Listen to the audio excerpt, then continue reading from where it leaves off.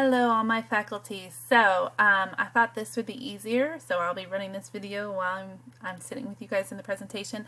But I thought it would be easier to kind of show you an overview of the concepts that I was putting into Schoology. While TECA 1354 is my class that I am redoing, and this is my play section for the redo OER.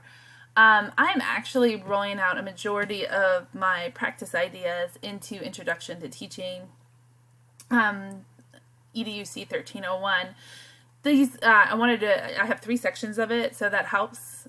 2 of them are hybrids, and one of them is 100% online. So I'm playing with the idea of how does all these ideas flow into the 2 different formats. The other reason that this is really good is I have recently retaken all the sections of this class, so this way it was consistent, and I really could play with a variety of different modes. So this is how I set my classes up. I do one best practice that I've read several times, and I always do set the picture to the textbook if you are using one, just because it really, number one, curves a lot of issues when they pop on and they see this, and it's the same thing they saw at the bookstore. And so it says, yeah, I'm going to use my textbook. Here's the class. It's run by that. So that's the textbook for this class.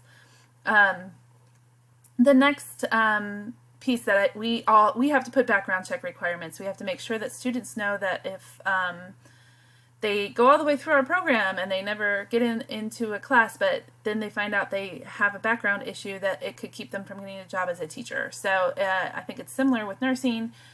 We have to make sure that they know up front that if they have some issue in their background, that it could stand in their way from a teaching career or a career working with children. And this is a great example to some of the ways that I worked on having it be more UDL. In the past, this was a little bit smaller. So one piece I have done across the board is I do try to increase all my font. I haven't done it down here, to 14. I've had multiple students with accommodations that require a bigger font. And so it's probably just good practice to go ahead and do that for those with visual issues. The other thing is I'm trying to embed all these YouTube videos. And so this one I will click really quick to. I'm not going to have you listen to it. It's basically me reading, kind of like Karen said earlier this week. It's me reading to them, and it's me reading the background statement, but not just reading it, especially for my online students. I'm kind of expanding and talking about what would happen if you did have a background check, things that I would do in a typical face-to-face class. But I didn't typically do online. I just put the statement there and figured that they would read between the lines. And so I'm taking out that guesswork, and I'm putting in the videos, and I'm directing them to them in the writing here. Click here to see the blue above, expanding on the above statement. I plan to do one also for proctored assignments, really explaining what they are and how they work for our program. We don't use Respondents or Lockdown browser. In the education field, it's so much application and demonstration of knowledge that we are doing more video proctoring, where they submit their driver's license and we watch them on video, speak to or demonstrate skills that we require of them. This was another piece of that was a goal for the program, and it will continue to grow, and it has a lot of growing to do. But one of us is to complete a student resource folder. So when I go in my student resource folder, you'll see many things that you already have. Being successful in an online class, writing support folder, Schoology help folder. And I know that many people have similar folders. If once we get the COVID support, I'd love to embed that here. Or just, even outside of COVID, when they need additional aids, I might put Aunt Bertha in here, a link to that, and updating the student support. So this isn't just a one piece, it's everything that they may need. And this is a folder that we're doing by department. So our whole department shares this folder. When I adapt it in one, the next time that we pull in, we carry it over from that one. So we keep it in our resources. And I make changes there so that moving forward, the changes occur in future classes. Okay, so I will be talking about this as well, or if I may have already talked about it, I can't remember where it is in my my presentation, but another piece of mine was to become more available to my students. And so I do post all the ways that I am available to them, which is by phone, by email, by Marco Polo, by Zoom, in office student hours, and virtual student hours. I changed this from office hours to student hours, and actually on my door you'll have seen or we'll be discussing how I'm calling them student-focused hours.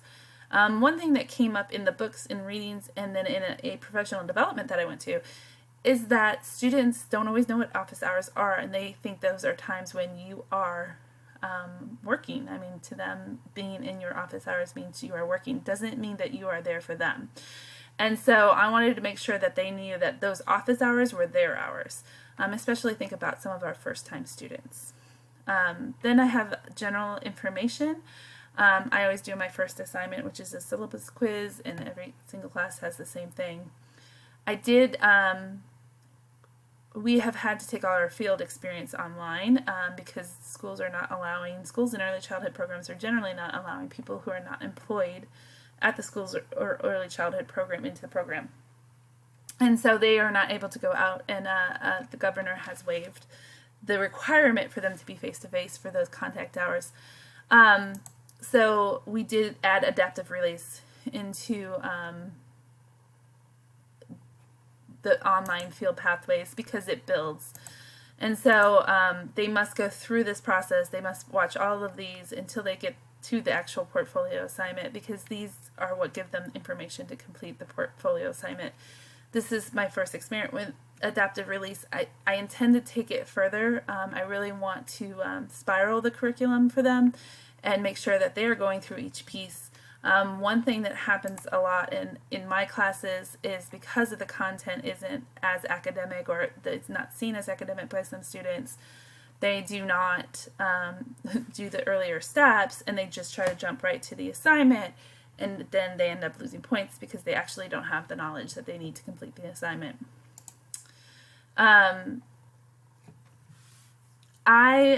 In my gamification exploration, I did decide to shift the overall makeup of my classes. I think I talked a little bit in Child Growth and Development that I am using a quest-based focus, and that class actually is being quest-based. This one is not quest-based. They are not getting a quest from the beginning and following through to the end. That will really be, that's going to take a lot of time, and that's going to be rolled out in TECA 1354. However, it is using some of the pieces that will go into the quest-based, and that is that I will always set up my courses, my units in the same way. And so in this first unit, they have a knowledge foundation, which will include a brief introduction, a introduction video where I actually discuss this introduction, expand upon it. I found that some students don't know how to study, and so I'm encouraging them download the Chapter 1 PowerPoint attached and to use it when they're reading. That's expected. Remember, this is knowledge foundation, so this is expected to be done before they're engaging in the other pieces.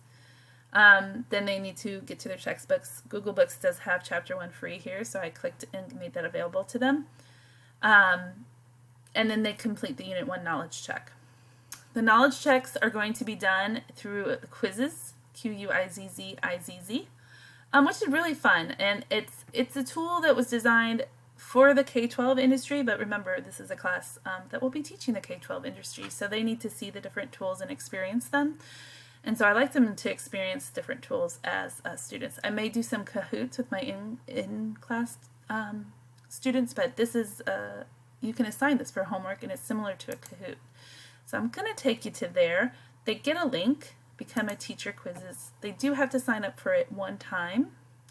I had started an attempt, so I'm going to reattempt this. I do like that.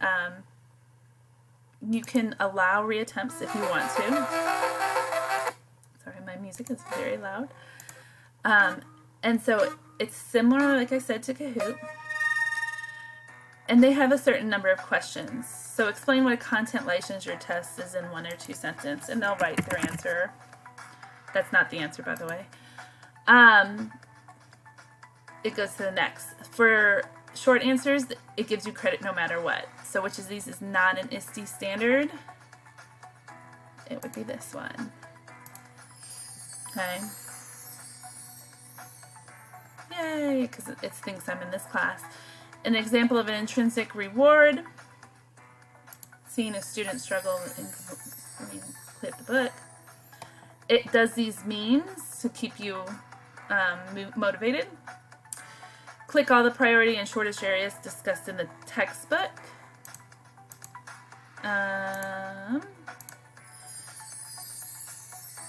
It helps when you know the answers.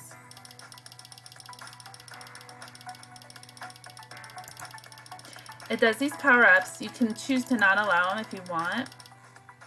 Oh, my network is causing issues. So we're going to go ahead and get out of that. But that gives you the idea of what the quiz is. This is then kept, so whatever name they put in is the name that you can see. So I tell them to put their name, use your first name and last initial for your username, and then I go give them their points if they score 60% or above. Okay, because I'm going to run out of time here. I'm going to go straight to my Knowledge Builder. So Knowledge Builder is your lecture portion, or it is my lecture portion. I explored a lot of different modes, and you can ask me after this video is over what modes those were, but none of them fit my needs. And so this is how I decided to do my lecture. I'm going to show you the preview. Students were not engaging with the content that I had created or that I was using to make a point. And so this is Education 1301. This is the very first unit. So we're at Thank the Teacher movement. We're talking about becoming, what is the reasons we become a teacher? Why do we want to teach? And so here they write a short thank you note to a teacher who inspired them. And so they must watch those videos, or at least I hope they will, because they're embedded into the quiz. And then it goes to the next piece. And I tell them in the settings that this is not a quiz that is completed quickly. So they must watch this video and discuss 2 connections that they made in regards to the video, and they fill that in.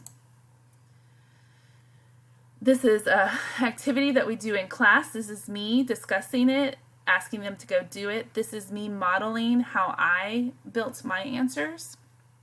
And then they complete the reflection on that. As I said, there's a lot of reflecting in our class. This one is a multiple choice question, but you can pretty much use any question that you can build, and you can embed that in. And then this is after completing your reading and reviewing, discuss 2 intrinsic modes. So once again, it's a short answer. That's not unusual for my class, just to have a lot of short answer things. But you could do as many multiple choice, connections, vocabulary, anything like that. Okay, so that is my kind of quick little overview. There is one last piece in this that I will show you. I'm sorry if my kids come in and make a bunch of noise because they're about to come in from being out. And that is the knowledge application, which is at this point they get their assignment that is for the course. This is a whole different thing where they're gathering information for a final assignment, and it doesn't really apply to my concept of the spiraled knowledge. So that's how I'm doing that with Schoology resources, and I will talk to you more in the presentation.